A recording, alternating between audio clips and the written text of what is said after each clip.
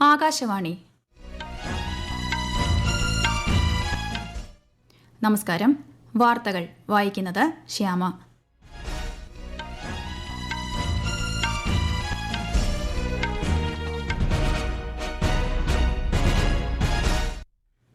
പ്രധാന വാർത്തകൾ. സൈബർ കുറ്റകൃത്യങ്ങളും നിർമ്മിത ബുദ്ധി സാങ്കേതികവിദ്യയും ഉയർത്തുന്ന വെല്ലുവിളി അവസരമായി കണ്ട് നേരിടണമെന്ന് പ്രധാനമന്ത്രി നരേന്ദ്രമോദി പോലീസിനോട് നിർദ്ദേശിച്ചു. കേരളത്തിൽ അതിതീവ്ര മഴ മുന്നറിയിപ്പ്. മലപ്പുറം, കോഴിക്കോട്, വയനാട്, കണ്ണൂർ ജില്ലകളിൽ ചുവപ്പ് ജാഗ്രത. വയനാട്, കോട്ടയം, ഇടുക്കി, പത്തനംതിട്ട ജില്ലകളിൽ വിദ്യാഭ്യാസ സ്ഥാപനങ്ങൾക്ക് അവധി. മഴക്കെടുതി നേരിടാൻ എല്ലാ ജില്ലകളിലും കൺട്രോൾ റൂമുകൾ തുറന്നു. ജാഗ്രതാ നിർദ്ദേശങ്ങൾ ജനങ്ങൾ പാലിക്കണമെന്ന് മുഖ്യമന്ത്രി പിണറായി വിജയൻ. രാജ്യത്ത് നവംബർ മാസത്തെ ചരക്കു സേവന നികുതി വരുമാനം മുൻവർഷത്തെ അപേക്ഷിച്ച് 8.5% വർദ്ധിച്ചു. മരുഭൂവൽക്കരണത്തെ ചെറുക്കുന്നതിനുള്ള UN സമ്മേളനത്തിന് ഇന്ന് സൌദി അറേബ്യയിലെ റിയാദിൽ തുടക്കമാകും. ഇന്ത്യയുടെ ഡി ഗുഗേഷും ചൈനയുടെ ഡിങ് ലിറനും തമ്മിലുള്ള ലോക ചെസ് ചാമ്പ്യൻഷിപ്പിലെ 6ാം മത്സരവും സമനില. വാർത്തകൾ വിശദമായി. ദിവ്യാംഗരുടെ ശാക്തീകരണത്തിനുള്ള ദേശീയ പുരസ്കാരങ്ങൾ രാഷ്ട്രപതി ദ്രൌപദി മുർമു നാളെ സമ്മാനിക്കും. തിരഞ്ഞെടുക്കപ്പെട്ട 22 പേർക്കും 11 സ്ഥാപനങ്ങൾക്കുമാണ് ദേശീയ അവാർഡുകൾ സമ്മാനിക്കുക. സർവശ്രേഷ്ഠ ദിവ്യാംഗൻ 2024 വിഭാഗത്തിൽ വ്യക്തിഗത മികവിനുള്ള ദേശീയ അവാർഡ് അമർ ജെയിനും പ്രതീക് ഖണ്ഡേൽവാളിനും ലഭിക്കും. അന്താരാഷ്ട്ര ഭിന്നശേഷി ദിനാഘോഷത്തിന്റെ സംസ്ഥാനതല ഉദ്ഘാടനം നാളെ തൃശൂരിൽ നടക്കും. സൈബർ കുറ്റകൃത്യങ്ങളും നിർമ്മിത ബുദ്ധി സാങ്കേതികവിദ്യയും ഉയർത്തുന്ന വെല്ലുവിളികൾ അവസരമായി കണ്ട് നേരിടണമെന്ന് പ്രധാനമന്ത്രി നരേന്ദ്രമോദി പോലീസിനോട് നിർദ്ദേശിച്ചു. നിർമ്മിത ബുദ്ധി സാങ്കേതികവിദ്യയിൽ രാജ്യത്തിന്റെ ശക്തി പരമാവധി പ്രയോജനപ്പെടുത്താനും അദ്ദേഹം പോലീസിനോട് ആവശ്യപ്പെട്ടു. ഇന്നലെ ഭുവനേശ്വറിൽ നടന്ന പോലീസ് മേധാവിമാരുടെ അഖിലേന്ത്യാ കോൺഫറൻസിൽ സംസാരിക്കുകയായിരുന്നു പ്രധാനമന്ത്രി. കഴിഞ്ഞ പതിറ്റാണ്ടിൽ നിരവധി സുപ്രധാന മാറ്റങ്ങൾക്കാണ് രാജ്യം സാക്ഷ്യം വഹിച്ചതെന്ന് ഉപരാഷ്ട്രപതി ജഗദീപ് ധൻഖർ. ഇന്ത്യയുടെ വികസനത്തിൽ നൂതന ആശയങ്ങളുടെ പങ്ക് എന്ന വിഷയത്തിൽ കാൺപൂർ IITയിലെ വിദ്യാർത്ഥികളുമായി സംവദിക്കുകയായിരുന്നു അദ്ദേഹം. Smart, solution oriented, scalable and sustainable. And these words mean a lot. Sustainable, I say, for a simple reason. Our planet is really being threatened and we don't have another planet to cohabit. So development has to be sustainable. Smart innovation, like the revolutionary smartphone or India's UPI system, should be simple, adaptable and transformational. It's a moment of pride for me when I look at this adaptability. Digital മേഖലയോടൊപ്പം അടിസ്ഥാന സൌകര്യങ്ങൾ കൂടി സംയോജിപ്പിച്ചതിലൂടെ നിരവധി തൊഴിലവസരങ്ങൾ സൃഷ്ടിക്കാൻ സാധിച്ചതായി ഉപരാഷ്ട്രപതി പറഞ്ഞു. മരുഭൂവൽക്കരണത്തെ ചെറുക്കുന്നതിനുള്ള UN സമ്മേളനത്തിന് ഇന്ന് സൌദി അറേബ്യയിലെ റിയാദിൽ തുടക്കമാകും. പശ്ചിമേഷ്യയിൽ ഇതാദ്യമായാണ് ഈ നിർണായക പരിസ്ഥിതി സമ്മേളനം സംഘടിപ്പിക്കുന്നത്. 197 രാജ്യങ്ങളിൽ നിന്നുള്ള പ്രതിനിധികൾക്കൊപ്പം ഇന്ത്യയും സമ്മേളനത്തിൽ പങ്കെടുക്കും. കേന്ദ്ര പരിസ്ഥിതി മന്ത്രി ഭൂപേന്ദ്ര യാദവിന്റെയും ഹരിയാന മുഖ്യമന്ത്രി നയാബ് സിംഗ് സൈനിയുടെയും നേതൃത്വത്തിലുള്ള സംഘമാണ് ഇന്ത്യയെ പ്രതിനിധീകരിക്കുന്നത്. യുണൈറ്റഡ് അറബ് എമിറേറ്റ്സ് ഇന്ന് 53ാം ദേശീയ ദിനം ആഘോഷിക്കുന്നു. 7 എമിറേറ്റ്സുകളിലുടനീളം സർക്കാർ കെട്ടിടങ്ങളും തെരുവുകളും ദേശീയ പതാകകളാൽ അലങ്കരിച്ചിട്ടുണ്ട്. UAEയിലെ പ്രവാസി സമൂഹവും ആഘോഷങ്ങളിൽ പങ്കാളിയാകുന്നു. ഏകദേശം 40 ലക്ഷം ഇന്ത്യക്കാർ UAEയിലുണ്ട്. ഇന്ത്യയും UAEയും തമ്മിലുള്ള ബന്ധം ആഴത്തിൽ വേരൂന്നിയതാണെന്ന് ഇന്ത്യയുടെ കോൺസുൽ ജനറൽ ദേശീയദിന സന്ദേശത്തിൽ പറഞ്ഞു. രാജ്യത്ത് നവംബർ മാസത്തെ ചരക്കു സേവന നികുതി വരുമാനം കഴിഞ്ഞ വർഷം ഇതേ മാസത്തെ അപേക്ഷിച്ച് 8.5% വർദ്ധിച്ചു. ഈ നവംബറിൽ 1.82 ലക്ഷം കോടി രൂപ GST വരുമാനം ലഭിച്ചു. കഴിഞ്ഞ വർഷം നവംബറിൽ GST വരുമാനം 1.68 ലക്ഷം കോടി രൂപയായിരുന്നു. ഈ വർഷം ഒക്ടോബറിൽ ഏകദേശം 1658 കോടി രൂപയുടെ സാമ്പത്തിക ഇടപാടുകൾ UPI നടത്തിയതായി കേന്ദ്ര ധനകാര്യ മന്ത്രാലയം അറിയിച്ചു.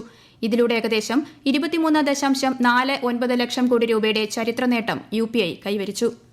ഈ വാർത്തകൾ ആകാശവാണിയിൽ നിന്ന്. ആകാശവാണി വാർത്തകളും വാർത്താധിഷ്ഠിത പരിപാടികളും All India Radio news Thiruvananthapuram YouTube ചാനലിലും All India Radio news Thiruvananthapuram Facebook പേജിലും AR News_ തിരുവനന്തപുരം ഇൻസ്റ്റഗ്രാം അക്കൌണ്ടിലും AR News_TVM X ഹാൻഡിലും ലഭ്യമാണ്. ഫെൻജിൽ ചുഴലിക്കാറ്റിനെ തുടർന്ന് പുതുച്ചേരിയിലും സമീപ പ്രദേശങ്ങളിലും കനത്ത മഴ. 3 പതിറ്റാണ്ടിനിടെ ലഭിച്ചതിൽ വെച്ച് റെക്കോർഡ് മഴയാണ് പുതുച്ചേരിയിൽ ഇന്നലെ ലഭിച്ചത്. അതേസമയം ഫെൻജിൽ ചുഴലിക്കാറ്റ് ശക്തി കുറഞ്ഞ് തീവ്ര ന്യൂനമർദ്ദമായി മാറിയെന്ന് കേന്ദ്ര കാലാവസ്ഥാ കേന്ദ്രം അറിയിച്ചു. തമിഴ്നാട്ടിലും പ്രളയക്കെടുതികൾ രൂക്ഷം. വില്ലുപുരം, തിരുവണ്ണാമലൈ, മയിലാടുതുറൈ, വെല്ലൂർ, റാണിപ്പട്ടി ജില്ലകളിൽ ശക്തമായ മഴ തുടരുന്നു. തിരുവണ്ണാമലയിൽ പ്രളയക്കെടുതികളിൽ നിരവധി വീടുകൾ തകർന്നു. കേരളത്തിൽ ഇന്ന് അതിതീവ്ര മഴയ്ക്ക് സാധ്യതയുള്ളതിനാൽ മലപ്പുറം, കോഴിക്കോട്, വയനാട്, കണ്ണൂർ ജില്ലകളിൽ കേന്ദ്ര കാലാവസ്ഥാ വകുപ്പ് ചുവപ്പ് ജാഗ്രത പ്രഖ്യാപിച്ചു. പത്തനംതിട്ട, എറണാകുളം, ഇടുക്കി, തൃശൂർ, കാസർഗോഡ് ജില്ലകളിൽ ഓറഞ്ച് ജാഗ്രതയാണ്. ആലപ്പുഴ, കോട്ടയം ജില്ലകളിൽ ഇന്ന് മഞ്ഞ ജാഗ്രതയാണ്. ചുവപ്പ് ജാഗ്രത പ്രഖ്യാപിച്ച സ്ഥലങ്ങളിൽ കുറഞ്ഞ സമയം കൊണ്ട് വലിയ മഴ പെയ്തേക്കും. മലവെള്ളപ്പാച്ചിലിനും മിന്നൽ പ്രളയത്തിനും സാധ്യതയുള്ളതിനാൽ മലയോര പ്രദേശങ്ങളിൽ കഴിയുന്നവർ ജാഗ്രത പാലിക്കണം. ഉരുൾപൊട്ടൽ, മണ്ണിടിച്ചിൽ സാധ്യതയും പ്രവചിക്കുന്നു. കേരള, കർണാടക തീരത്ത് ഈ മാസം 4 വരെയും ലക്ഷദ്വീപ് തീരത്ത് ഈ മാസം 5 വരെയും മീൻ പിടിക്കാൻ പോകരുതെന്ന് മുന്നറിയിപ്പുണ്ട്. വയനാട്, കോട്ടയം, പത്തനംതിട്ട, ഇടുക്കി ജില്ലകളിൽ അംഗനവാടികൾ മുതൽ പ്രൊഫഷണൽ കോളേജുകൾ വരെയുള്ള എല്ലാ വിദ്യാഭ്യാസ സ്ഥാപനങ്ങൾക്കും ഇന്ന് അവധി പ്രഖ്യാപിച്ചു. മുൻ നിശ്ചയിച്ച സർവകലാശാല പരീക്ഷകൾക്ക് മാറ്റമില്ല.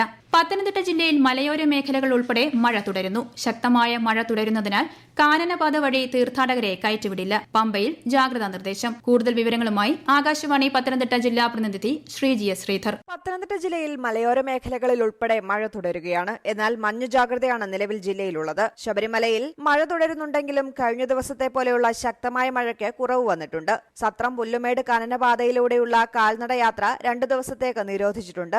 പമ്പയിൽ ജലനിരപ്പ് ഉയരാൻ സാധ്യതയുള്ളതിനാൽ ജാഗ്രതാ നിർദ്ദേശം പുറപ്പെടുവിച്ചിട്ടുണ്ട്. പമ്പയിലും സന്നിധാനത്തും പ്രതികൂല സാഹചര്യങ്ങളെ നേരിടാൻ ദേശീയ ദുരന്ത നിവാരണ സേനയിലെ 79 പേരുടെ സംഘം സജ്ജമാണ്. കേരളത്തിൽ അതിതീവ്ര മഴ മുന്നറിയിപ്പ് നിലനിൽക്കുന്ന സാഹചര്യത്തിൽ ജനങ്ങൾ ജാഗ്രത പാലിക്കണമെന്ന് മുഖ്യമന്ത്രി പിണറായി വിജയൻ അഭ്യർത്ഥിച്ചു. മലയോര മേഖലയിലെ മണ്ണിടിച്ചിൽ, ഉരുൾപൊട്ടൽ സാധ്യത കണക്കിലെടുത്ത് പ്രദേശങ്ങളിലുള്ളവർ സുരക്ഷിതമായ സ്ഥലത്തേക്ക് പകൽ സമയത്ത് തന്നെ മാറി താമസിക്കാൻ തയ്യാറാവണം. കടലാക്രമണം ശക്തമാകാൻ സാധ്യതയുള്ളതിനാൽ ജാഗ്രത പാലിക്കണം. കേരളത്തിലെ എല്ലാ ജില്ലകളിലും 24 മണിക്കൂർ പ്രവർത്തിക്കുന്ന താലൂക്ക്, ജില്ലാ കൺട്രോൾ റൂമുകൾ പ്രവർത്തിക്കുന്നുണ്ട്. ആവശ്യഘട്ടങ്ങളിൽ 1077 1070 എന്നീ ടോൾ ഫ്രീ നമ്പറുകൾ ബന്ധപ്പെടാവുന്നതാണ്. കേരളത്തിൽ 4 ജില്ലകളിൽ ചുവപ്പ് ജാഗ്രത നിലനിൽക്കുന്ന സാഹചര്യത്തിൽ അവധിയെടുത്ത റവന്യൂ വകുപ്പ് ജീവനക്കാർ ജോലിയിൽ പ്രവേശിക്കാൻ മന്ത്രി കെ രാജൻ നിർദ്ദേശം നൽകി. ദുരന്ത നിവാരണ മുന്നൊരുക്ക പ്രവർത്തനങ്ങൾ നടത്താൻ എല്ലാ റവന്യൂ ഓഫീസുകളും സജ്ജമാകണമെന്നും മന്ത്രി നിർദ്ദേശിച്ചു. കണ്ണൂർ ജില്ലയിൽ ഇന്ന് റെഡ് അലർട്ട് പ്രഖ്യാപിച്ച സാഹചര്യത്തിൽ ജാഗ്രത കർശനമാക്കി. വിശദാംശങ്ങളുമായി ആകാശവാണി കണ്ണൂർ ജില്ലാ പ്രതിനിധി കെ ഒ ശശിധരൻ.